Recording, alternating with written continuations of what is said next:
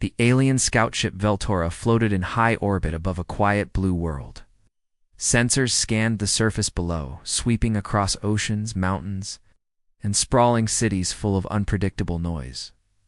"Unarmed," said the AI. "No planetary defense. System: no interstellar fleet." Captain Jorthon clicked his mandibles. "Then where's the danger?" The AI paused. "You're not scanning machines," it said. "You're scanning them." Jorthon narrowed his eyes at the screen. "Hey. Broadcast songs, jokes, and blood sports. Violence is entertainment here. Where are their weapons?" the captain asked. "You're looking at them?" the AI replied. "For hundreds of years, the Galactic Council had warned about Earth. A Class 3 developmental world, they said. Primitive, isolated, loud. But behind those dismissive reports hid something else, something feared, and so Veltora had been sent. Scout-class vessel, fast, silent, equipped with stealth tech and high-level biodetectors. Their mission: confirm Earth's threat level. Observe. Sample. Do not engage. The ship slid into Earth's upper atmosphere under full cloaking. It hovered above the night side of the planet. Lights glittered across the continents like fireflies. Cities pulsed with energy. And underneath it all, a constant hum of chaos. Sirens, laughter, shouting, music, explosions, engines, fireworks. The crew of the Veltora had never heard anything like it. Commander Veckel tapped the control pad. "Deploy drones. Scan for heat signatures." "Already done," replied the AI. "And you should see this." On the display screen, a single building lit up red-hot. A hospital. Inside, a storm of motion, screaming, crying, alarms, blood. The camera zoomed in. A child was being born. The birth that shouldn't have happened, the mother screamed. Lightning struck nearby. The lights flickered. Machines failed for a moment. Then came the sound. A scream not of pain, not of fear. Raged at the newborn had arrived. "And he didn't cry," he roared. The medical team jumped back. The child's eyes opened far too soon, already sharp. He clenched his fists like a fighter. Nurses whispered. The doctor dropped his scalpel. The storm outside grew louder. Commander Veckel frowned. "It's just a birth," the AI corrected him. "No, this is something else." Specimen retrieval within 30 minutes, an extraction drone had been sent. Invisible to human eyes, it entered the hospital unnoticed. Gas flooded the room. Everyone collapsed, except the baby. He sat there, wide-eyed, blinking slowly, watching the drone approach. It reached out to scan him. The child's tiny fingers grabbed the metal arm, squeezed, crushed it. The drone's fail-safe triggered. Small electric shock. The child didn't even flinch. But then he smiled. On board the Veltorath containment chamber hissed as the pod was sealed. The baby now floated inside, asleep in a thick fluid. The ship's scientists gathered, curious. "This is the threat?" asked Veckel. "An infant." The AI zoomed in. "His neural activity is 3 times the galactic average. Bone density is off the charts. Adrenaline levels spiked at birth. I believe Earth does not build weapons. It gives birth to them." Veckel scoffed. "He's still just a child." The AI said nothing, was already recalculating escape routes. Hour 3 at first, the baby slept. Then came the twitching. The security cameras showed his fingers moving, his jaw clenching. Then his eyes opened. They were glowing. He looked around the pod, placed a hand on the wall, and started tapping. Tap, tap. Patterns, Morse code. But in no language the ship recognized. Then, cracks appeared in the pod's inner layer. Break-a-tan alarm screamed. Scientists rushed to the control deck. Pressure spike in containment chamber 1. The pod shattered from the inside. A wave of glowing liquid poured out. The baby sat upright in the ruins, awake, alert, and absolutely calm. Lockdown protocols. Veckel barked. Stun fields now. Arcs of energy hit the child. He didn't even blink. Instead, he stood 1 foot, then the other, tiny, barefoot. Blood from the broken glass on the floor, yet he didn't cry. didn't stumble. He walked toward the camera. He stared into it and smiled again. Chaos on Deck 3. The baby moved through the corridors like a ghost. Security bots tried to corner him. One was torn in half with a metal pipe. The other exploded. When he threw a wrench into its power core, alien guards found him. They didn't last. In 10 seconds, they weren't killed with weapons. They were broken with gravity, speed, leverage instinct. One crew member, in shock, whispered, "This isn't a child. It's a predator." The message Captain Jorthan finally had enough. He sent a tight beam message to the Galactic Council. "We have made a mistake. The threat is not Earth's technology. It is Earth's children. They are born for war. It's built by evolution. And this one is just the beginning." Back in the control room, the AI watched as the child climbed into the ship's power core bay. "What is he doing?" asked Veckel.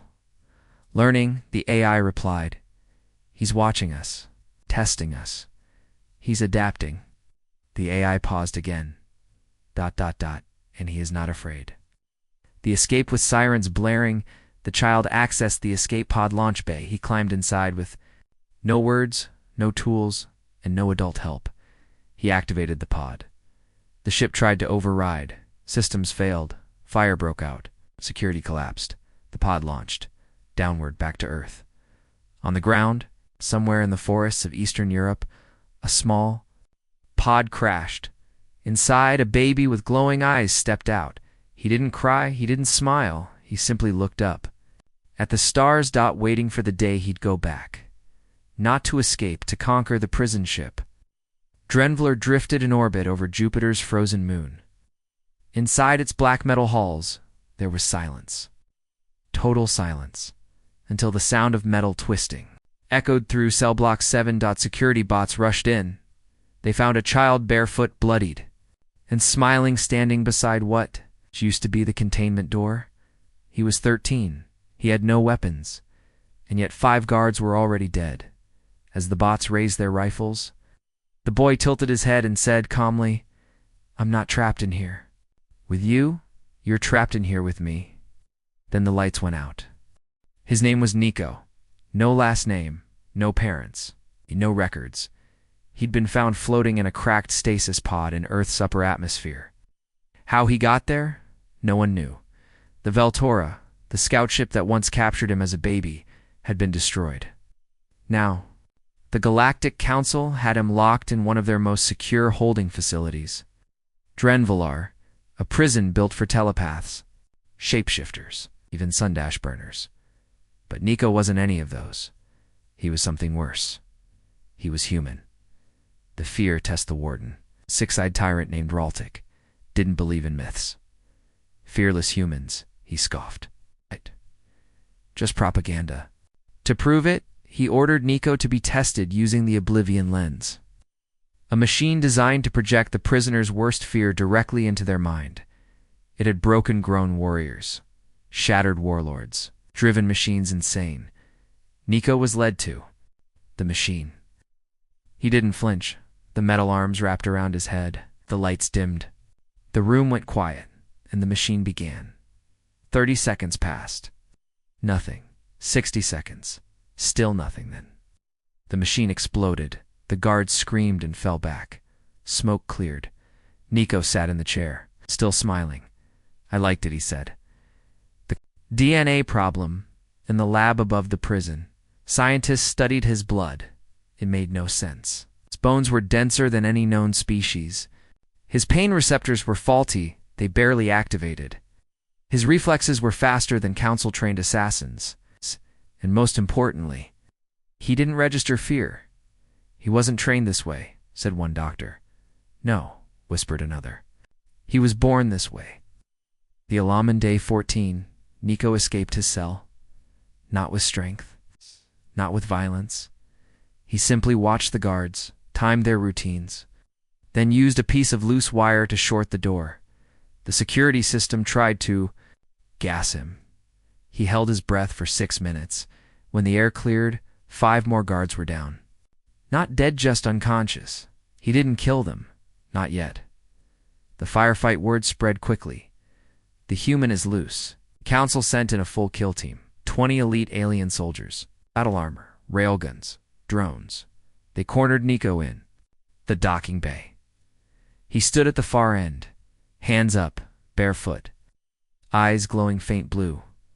"Return to your cell," a voice barked. Nico said nothing. A soldier fired. The bolt missed. Or maybe a DIDN, single quotes. Because suddenly, Nico wasn't there. He moved so fast the cameras glitched. The guards screamed as their weapons malfunctioned. Armor peeled open, their limbs twisted at wrong angles. 2 minutes later, it was over. All 20 soldiers dashed down, not one dead. Nico stood among them. "Send better ones next time," he said. How was he possible? The council's top minds were now watching. "This child is a biological impossibility," one researcher said. "He feels no fear, no fatigue, and no hesitation." "We clone him?" asked another. "No. His genome is too unstable. It changes constantly. He's adapting, not adapting, evolving in real time." One scientist leaned forward and whispered, "Earth didn't make him in a lab. Nature made him in fire and war, hunger and storms." The Black Nico found a way to the prison's outer airlock. Beyond it was nothing but open space and Jupiter's great red. IDOT guards tried to stop him. He stared at the airlock controls, then back at them. He stepped inside. "No," they screamed, "it's suicide." But Nico didn't care. He hit the release button. The airlock blew open, and he was gone. 1 hour later, a scavenger ship in orbit picked up a strange signal. A small escape pod, damaged, covered in strange markings. Inside, a 13-year-old human boy. Unconscious but alive, the crew brought him aboard. Moments later, their ship's AI went dark. A voice human, young, confident, code through the comms. "Thanks for the ride." The council's panicked back on the council homeworld. Ambassadors argued. "He was just a child," one screamed. "He destroyed Drenvaler and hijacked a warship." Another yelled, "We have to act. Earth must be destroyed." But the AI, watching silently from the datanet, said only one thing: Earth doesn't build weapons. It gives birth to them. And that one isn't alone. The elite alien strike team moved like shadows through the alleys of New Tokyo. They didn't speak. They didn't miss. Were trained killers. Cold, fast, efficient. Their target: 5 Earth children, aged between 9 and 14. No weapons, no military support. Just kids. But in less than 3 minutes, 2 of the alien soldiers were already dead. Not from guns, not from bombs, from a skateboard, a sewer lid, a stolen bag of marbles. "They're not soldiers," hissed the alien commander into the comms. "Then why are they winning?" came the reply. "They were called Team Ember 5. Children from different parts of Earth. Each had escaped alien containment. Each had been tested, hunted, feared. Now they lived underground in the shadows of a city half controlled by the Galactic Council to the public. They were ghosts. To the Council they were targets, and to themselves they were family. Meet the Team Tariq, age 12. A quiet kid from Sudan with unmatched reflexes and perfect aim. He once hit a drone from 100 meters using a spoon. Juno, age 13, from Brazil. Fast, smart, fearless. Grew up in street fights. Uses no weapons, just gravity in her fists. Mila, age 9. Russian-born hacker prodigy. Controls cameras, drones, and power grids like toys. Dex, age 14, American. Farm kid with insane strength. Broke out of an armored convoy using a broken chair. Lee, age 11. Born in orbit over Mars. Small, silent, surgical. Knows how to disappear in plain sight. None were trained in war, but Earth had trained them in something better. Survival. The invasion begins on the 3rd of August. 6 alien operatives landed in Sector 12 of New Tokyo. Their mission: eliminate Team Ember before the kids exposed the Council's secret experiments. They had invisibility cloaks, pulse rifles, smart drones. What they didn't have was imagination. The first mistake, the aliens spotted Milla hacking into a subway terminal. She looked alone, vulnerable. They approached. Suddenly the floor gave out. Boom. They fell through a hole covered by a thin glass sheet. Below, spikes made of sharpened car antennas. 2 aliens impaled. What? A quiet giggle came from behind the vending machine. Milla was never there. She'd left a hologram. The chase to Reek led. 1 alien through the city's busiest market. He didn't run in a straight line. He didn't shoot. He ran through chaos. Flashing lights, screaming vendors, flying chickens. Jumping from carts to awnings to walls. The alien, trained for clean tactics, couldn't keep up. He got hit by a bus. Tariq didn't even look back. Dex brings the Paindex, stood on a rooftop with a steel pipe. He watched as 2 aliens zipped across. The street below, he dropped the pipe. Direct hit. It split one's helmet in 2. The other turned to fire. Too late, Dex was already in the air, diving from 4 stories. Up he landed like a meteor. No words, just a broken street and 1 unconscious. Alien. Lee's trap. 1 alien found Lee in a dead-end alley. He smiled. This is where you die, human. Lee just tilted her head. You're right, she whispered. It is where you die. Dozens of small mirror panels unfolded around them, wired to stolen alien optics. The alien's suit began glitch. Then it exploded. Lee stepped out of the shadows across the street. The Lee he saw was a projection. She was never in the alley at all. The council panics watching the live feed. Council commander stood frozen. These are children, he muttered. They should be outmatched. They are, replied his assistant, but not outplayed. Final strike. The last alien, bleeding and angry, found Juno near a construction site. She was eating chips. You'll die slow, he growled. Raising his plasma blade, Juno nodded. Okay. She stepped aside. A crane. Arm previously loosened by Milla snapped and fell crunch. The fight ended before it began. The message later that night. Signal hijacked. Every alien comes channel. Mila's voice spoke calmly. You think you're smart. You think your training matters. But Earth trained us better. We don't follow rules. We write new ones. You came looking for weapons. You found us instead. And the message ended with 5 words. Try again. We dare you. The galactic heavy cruiser Sockthul hovered over the skies of Central Africa. It was 3 kilometers long, armed with plasma lances, orbital mines, and neutron beams. It had conquered 3 star systems. Now it hovered over a small human village. No defense systems, no soldiers, just burning houses and scattered survivors. Admiral Crithen gave the order. Burn it clean. Beams fell from the sky. Fire swept through trees, homes, bodies. Then the beams stopped. System error, said the comms officer. No, something's on the hull, said the gunner. Everyone turned to the screen. There. On the outer cameras, a single human child was standing atop the cruiser, barefoot, bleeding, and smiling. His name was Imani. Age 10.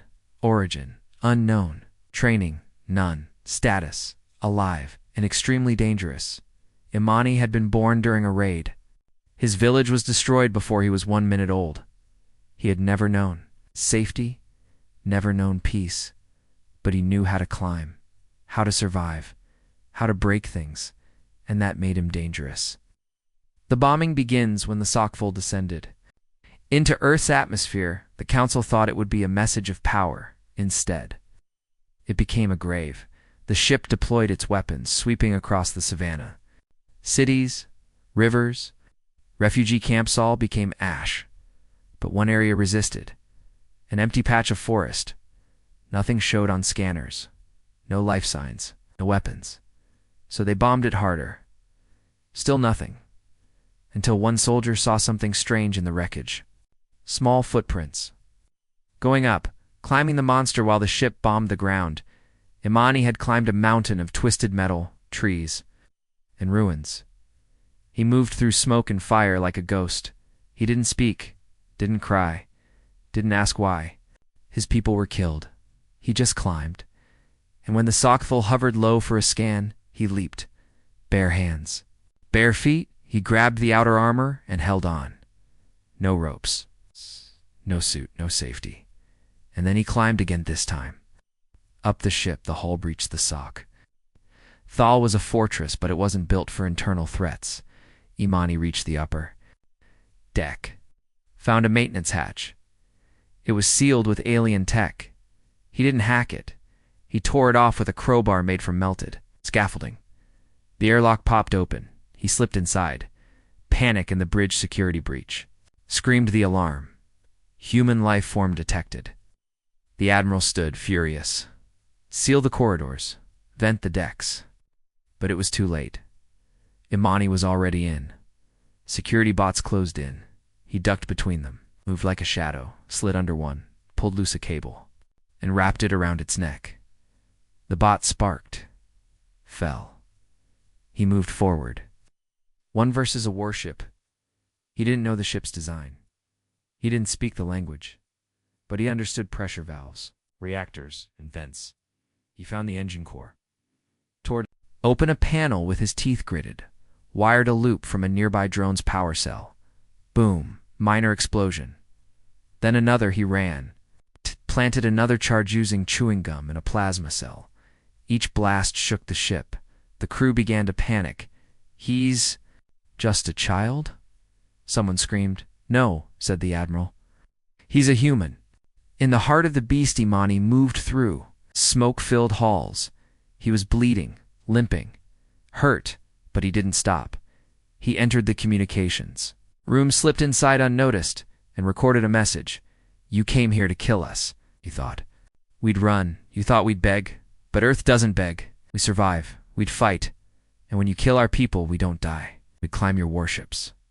Then he hit send, broadcasting it across the Council's own military channels. The final blow, Imani reached the central power spina. Glowing blue column running through the ship's belly. It hummed like a heartbeat. He picked up a shattered metal rod and jammed it into the core. The lights flickered. Then, boom. An explosion rocked the entire ship. The Sockthul lost power, fell sideways.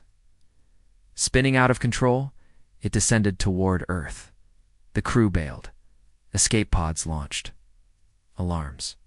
Screamed, and Imani crawled into a waste chute and jumped. Back on Earth, the warship crashed into the side of a cliff and exploded. Smoke rose for miles. For hours, people searched the area. Finally, a child was spotted crawling from the rubble. I'm alive. Covered in dust, cuts, burns. But, smiling, he didn't say a word. He just looked up at the stars again, waiting for the next one. The Council reacts across the galaxy. The Council went silent. They had sent one of their strongest ships to destroy a child. Instead, the child destroyed their ship. He didn't use a fleet. He didn't use missiles. He used his hands, his mind, and his will to live. A council commander whispered, Earth isn't breeding soldiers. It's breeding nightmares. Beneath 10 miles of Antarctic ice, deep inside a forgotten Earth bunker, 2 children fought hand-to-hand in zero gravity. No armor, no weapons, only speed, precision. Pain one was 8, the other 11. Cameras tracked every move. On the viewing deck, above them, a man in a dark coat lit a cigar and spoke calmly into a recorder. Subject 14 dislocated his shoulder to win. No hesitation. Subject 15 responded by shattering his wrist. No screaming, no fear. Conclusion. Both are ready. Humanity is evolving faster than expected. Then the floor trembled. Sirens blared. Warning. Unauthorized orbital scan detected. Alien vessel inbound. The man smiled. Perfect. Let's show them what we've been building. For decades, rumors circled Earth's underground forums, hidden labs, lac sites, Cold War relics where children were trained like weapons. Most were lies, but one was true. It was called Project Helix. Project Helix. Origins. when the Galactic Council first made contact with Earth. Earth's leaders knew peace wouldn't last. Humanity was outnumbered, outgunned. So Earth didn't build bigger ships. It went smaller, faster, smarter. They raised children for war, from birth, not modified, not cloned, selected, genetically gifted kids, orphaned or abandoned, were brought to Helix. No names, only numbers. They were trained in zero-G combat, tactical sabotage, alien anatomy, and survival in every known climate. Some failed, most didn't, and those who remained. They didn't smile, they didn't flinch, they didn't ask questions. They waited for war. The new generation subject 07 Kai, age 10, no known family. Never lost a sparring match, can remain underwater for 12 minutes. Subject 15, Lena, age 11, expert in 17 forms of hand-to-hand combat, silent, doesn't blink under pressure. Subject 22, Boone, age 13, specializes in heavy weapons, demolition, and vehicle hijacking. Broke out of containment during sleep. They were never taught fear, only efficiency. The scan one morning. An alien surveillance probe slipped into low orbit, camouflaged. Silent, it found the heat signature of Project Helix and began recording. The Council didn't know what it had found until the probe sent back footage. 3 children taking down a full-grown human instructor in under 12 seconds. 1 child using her own dislocated elbow to break free of restraints. Another catching a blade midair with bare hands. The Council froze. "Those aren't soldiers," someone whispered. "No," said the chairman. "They're predators." The infiltration 2 days later, an alien extraction team was sent in covert elite. Armed with stun tech and scanners, they landed at night, cutting through the ice like a knife. They entered the outer perimeter. Silently, the children let them, because they weren't ordered to defend the base. They were ordered to test the enemy. The test begins. Subject 07. At the aliens breach the inner training ring. He stood alone in the dark, shirtless, barefoot one. Alien stepped forward and activated a tranquilizer. 07 tilted his head. "You're late." Then he moved. 3 seconds later, 4 aliens were on the ground, disarmed, unconscious. The rest tried to run. Subject 22 dropped from the ceiling with a plasma. Saw no screaming, just silence, data recording inside the command. Center Earth officers monitored the fight calmly. Every move was recorded. Heart rate steady. Adrenaline low. Pain response ignored. Fear none. One officer turned to the director. "Should we help them?" The director smiled. "They are the help." A message sent after the final alien was captured. Subject 15 accessed their com-link. She activated their emergency channel and whispered into it, "Send more." Then she crushed the coms with one hand. The Council breaks back on the Council world. Silence filled the war room. They had seen humans fight before, but never like this. Not as soldiers, as projects. 1. Admiral stood slowly. "If Earth can raise hundreds like these, then we've already lost another finished." The graduation in the lowest chamber of Project Helix. 20 children stood in line. No emotion, no movement. The director spoke. "You've survived things most adults couldn't dream of. You are not machines. You are not tools. You are answers to a question the galaxy was too afraid to ask. Are humans born for war? Now you're ready to prove it." The wall behind him opened, a stairway to the surface, to the stars. To the next fight. And without a word, the children walked forward, smiling. The alien flagship Varnak hovered over the ruined city of Dakar. Smoke, ash. No signals, no survivors. The orbital strike had left nothing alive. At least that's what the Council believed. Then, motion. On the edge of the crater, a camera drone picked up a figure, not limping, not crawling, running, covered in burns, clothes shredded, bones broken. A teenage girl sprinted across the scorched earth, straight toward a downed alien fighter. She ripped the cockpit open with a pipe, climbed in, started. It flew away. The flagship bridge fell silent. "She was in the blast zone," whispered a soldier. "She should be dead." "She's human," said the officer. "They don't stay dead." The Varnock offensive, the Galactic Council believed in total war. When humans proved too chaotic to control, they changed tactics. No more capture, no more warnings. Extermination. 50 human cities targeted. Orbital strikes. Bioweapons. Firestorms. They thought it would break Earth, but Earth doesn't break.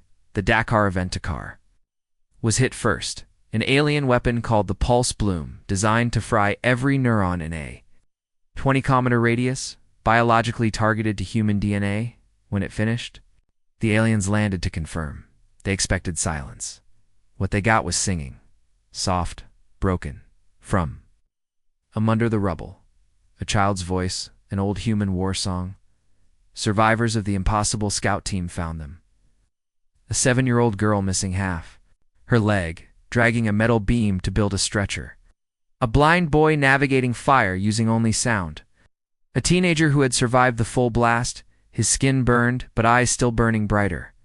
The aliens panicked. Why aren't they dying? Simple. They were Earthborn. Their ancestors survived plagues, war, freezing, famine, and evolution remembered. The pattern, it wasn't just Dakar. In every city the council bombed, same story unfolded. Humans, crawling out of collapsed bunkers, teenagers stitching their own wounds, children sharing oxygen tanks, old grandmothers using stolen alien rifles to defend underground shelters. The more you killed humans, the harder they came back. The science of survival alien. Biologists couldn't explain it. Human immune systems regenerate faster under stress. Brainwaves spike near death, like they're rebooting. They adapt to radiation. In days, not decades. They heal while moving. They sleep with one eye open. A lead researcher said it best. Every other species we know dies when broken. Humans ... evolve mid-fall. The girl with no name in the ruins of Istanbul, a council shock trooper found a girl sitting by herself in the open. No fear. No injuries. She looked up at him and smiled. He raised his weapon. She didn't move. He fired. She fell. Then she got back up.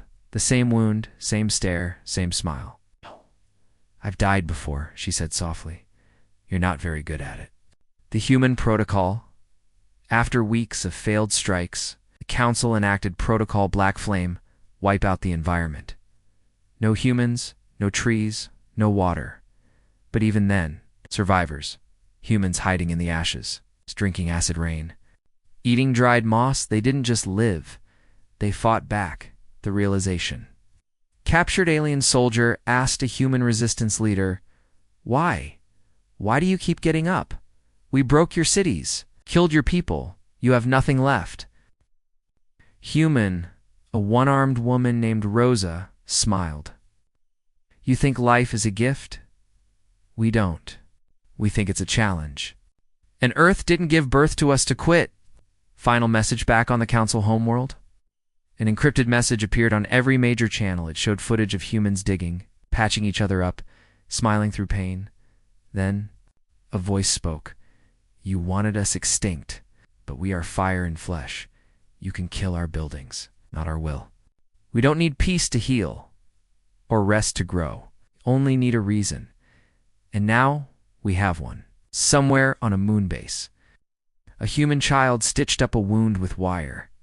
She looked at the stars and whispered, "Round 2. Inside. A cold, silent chamber aboard the alien warship Mindspire. The prisoner sat alone. Wires fed into his skull. Monitors tracked every neural spark. He'd been here 13 days. No food. No rest. No sunlight. Only whispers. Alien voices echoing through his brain, trying to rewrite his thoughts. His name was Kane, a captured human soldier, just 19. The aliens were sure they'd break him, but every time the brainwash sequences reached full intensity, ... Kane laughed. "You think you're in my head?" he said on day 7, eyes bloodshot. "But I grew up in a world with TikTok, war zones, and middle school. This is nothing." By day 14, The aliens stopped the experiment because he started breaking them. The Council's last weapon, mind control, after military force, psychological warfare was the next step. The Council's neurolords telepaths bred for control could bend. Most species in ours, fear, shame, obedience. It worked on thousands of civilizations, but not. The human problem, human brains were unstable. Too many emotions, conflicting logic.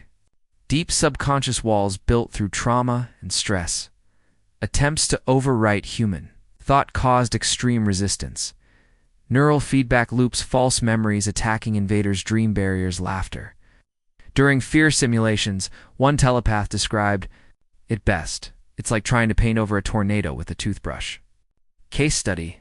Subject Kane was chosen because he was loud, sarcastic, and reckless. The aliens thought he'd break easily. They were wrong.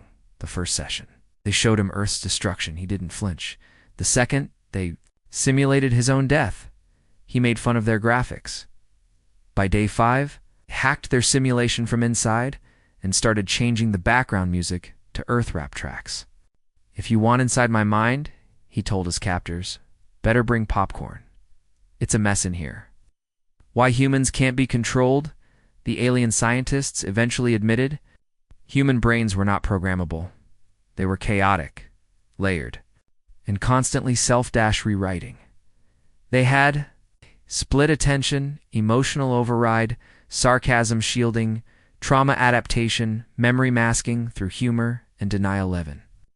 Their pain centers sometimes triggered laughter. The first telepath collapse in. Day 15, a senior council telepath connected directly to Kane's memory stream. It lasted 13 seconds. He collapsed. Bleeding from his eyes before blacking out, he whispered, he showed me his childhood. There was music, cartoons, parents yelling, ... explosions. I don't understand any of it. The room fell silent. The breakout Kane didn't wait for rescue. He rewired the interface from the inside, sending fake pain signals to the guards. Then, he ripped the neurocables from his head, walked barefoot through the ship, smiling. You wanted to see inside a human mind. Here's what you missed. We don't break. We joke, scream, cry, rage, and keep going. The broadcast that shook the galaxy before escaping. Kane hijacked the MindSpire's communication array. He sent a 12-second message across the sector to the Galactic Council. Your mind control tech is impressive. But you forgot one thing: humans already live with chaos. We don't need perfect thoughts, just stubborn ones. Next time, bring earplugs. We're sending more of us. Attached was a video of Kane dancing in the control room, in socks. Council's final analysis, the data report was short. Do not attempt mind control on humans. Do not attempt emotional manipulation on humans. Do not attempt to understand human humor. They left Earth's orbit in silence. The others are. Kane didn't return to Earth alone. He rescued 15 more prisoners like him, all tested, all failed to break, all smiling. One girl, barely 12, looked at him and said, "You think they'll try again?" Kane smirked. They're aliens. They're smart. They don't learn like us. They still don't get it. We weren't made to be perfect. We were made to be free. Council fleet of 137 capital ships encircled Earth. The skies were black with alien war cruisers. No sun, no stars. Death, waiting. The final attack was set. The alien high speaker broadcast one last warning. Surrender. Earth has lost. Resistance is pointless. Humanity will be erased. No answer then. Suddenly a signal. All ships received it. A single human stood before a camera. No armor. No army. Just a voice. He smiled. You still think we build weapons? Leaned forward. We are the weapon. Transmission ended. Then, damn, 137 ships went dark. Operation Ashglass, the Galactic Council launched their final move. Operation Ashglass. It was not a war, it was erasure. No prisoners, no survivors. No Earth. They thought they'd seen everything humans could do. They hadn't. Because Earth was ready. Not with ships or super weapons, with people. The Last Generation. Project CR deep beneath Greenland's ice. Project Core activated, hidden for decades. It was Earth's last gamble. 300 children, genetically adapted. Neurologically enhanced. Emotionally trained to fight one war only. The final one? They were not created. They were born. The first strike doesn't land when the first Council ship tried to fire. Its systems froze. The weapons turned inward.